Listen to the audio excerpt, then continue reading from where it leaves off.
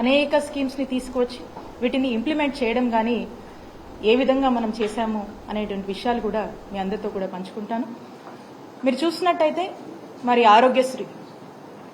ఆరోగ్యశ్రీ అనేటువంటి ఒక గొప్ప స్కీము ఆనాడు ఆ దివంగత మహానేత డాక్టర్ వైఎస్ రాజశేఖర రెడ్డి గారు 2007లో ఈ రాష్ట్రంలోని పేద ప్రజలు కూడా వాళ్ళ పేదరికం వల్ల వాళ్ళ సిచ్యువేషన్స్ వల్ల వాళ్ళకి ఏదైనా ఒక హెల్త్ ఇష్యూ వస్తే అది వాళ్ళకి భారం అయిపోతుంది.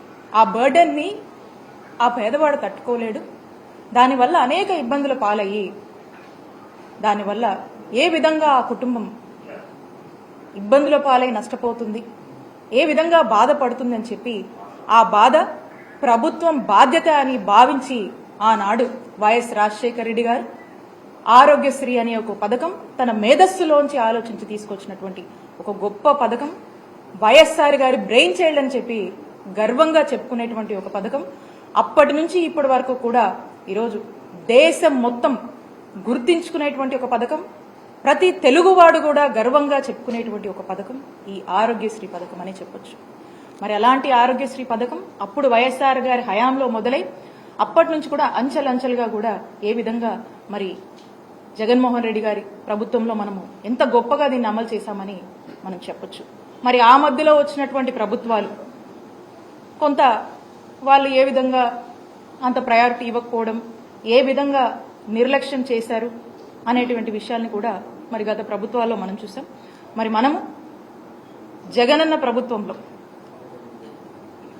ఈ 5 ఏళ్ల 2019 నుంచి 2024 వరకు ఈ 5 years టెన్యూర్లో మరి ఆరోగ్యశ్రీ పథకం మనం చూసినట్టయితే 1059 ఉన్నటువంటి ప్రొసీజర్స్ మనము జగనన్న ప్రభుత్వంలో 3257 ప్రొసీజర్స్ వరకు కూడా పెంచి తీసుకెళ్లి ఇంప్లిమెంట్ చేశాం.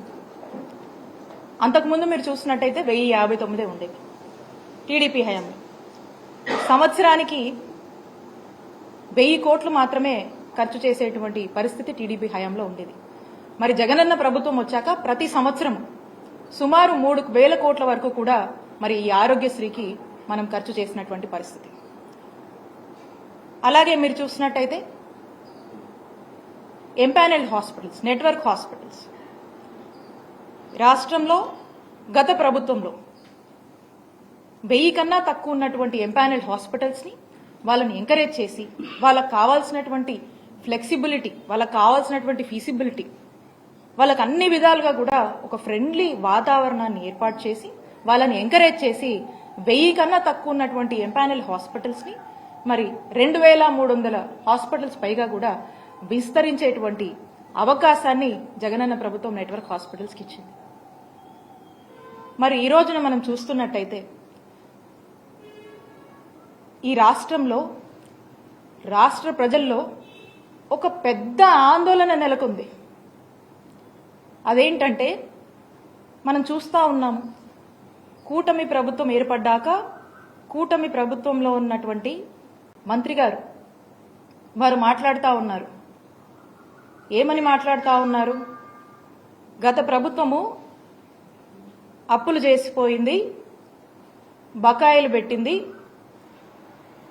మాకు బాధలు ఉన్నాయి, కష్టంగా ఉందని చెప్పి వారు మాటలు చెప్తా ఉన్నారు. నేను చెప్తా ఉన్నాను,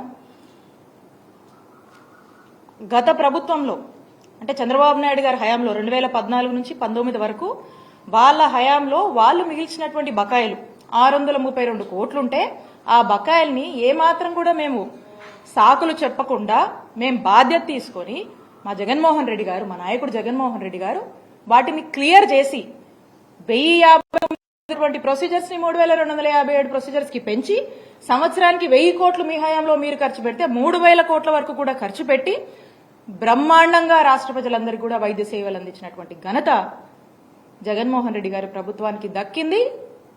ఆ నమ్మకాన్ని కూడా ప్రజల్లో మేము నిలుపుకుంటున్నాం. మరి ఈ రోజున ఈ సాకులు చెప్తూ ఏవో అప్పులున్నాయని చెప్పి, ఏదో బకాయిలున్నాయని చెప్పి మీరు మీ బాధ్యత నుంచి ఏమైనా వైదొలుగుతున్నారా?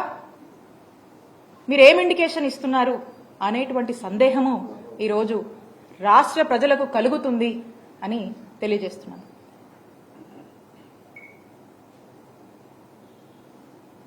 ఈ రోజున మీరు చూసినట్టయితే మేము అంటే మొన్న జనవరి వరకు కూడా ఏవైతే పెండింగ్ బిల్స్ ఉన్నాయో ఆరోగ్యశ్రీలో ఆ బిల్స్ అన్ని కూడా క్లియర్ చేసి జనవరి వరకు ఉన్నటువంటి పెండింగ్ బిల్స్ మేము క్లియర్ చేసి ఆ తర్వాత మళ్ళా ఏదన్నా కొత్త బిల్స్ అరైజ్ అయితే అవన్నీ కూడా టెక్నికాలిటీస్ అంటే లైక్ అవన్నీ అప్లోడ్ చేసి మళ్ళీ మా వరకు వచ్చి మళ్ళీ పేమెంట్ అనేది ఇదంతా కూడా ఒక రికరింగ్ ప్రాసెస్ కంటిన్యూస్గా వస్తూ ఉంటే ఇదంతా ఒక రికరింగ్ సైకిల్ అనమాట ఇది. సో మా వరకు జనవరి వరకు ఉన్నవి కూడా మా జగనన్న ప్రభుత్వం క్లియర్ చేసి ఆ తర్వాత ఫిబ్రవరి మార్చ్ ఏదైతే ఉందో అప్పటికి వచ్చినటువంటి అప్లోడ్ అయ్యి వచ్చినటువంటి మా దృష్టికి వచ్చినటువంటి ఏవైతే ఉన్నాయో అప్పటికి వచ్చేసరికి మార్చ్లో ఎన్నికల కోడ్ వచ్చింది. కోడ్ వస్తే మీకు తెలుసు. ఆ కోడ్ వచ్చిన తర్వాత ఇక ఎన్నికలు అన్ఫార్చునేట్లీ మేము అధికారంలోకి రాలేకపోయాం. ఆ విషయం మీకు తెలుసు.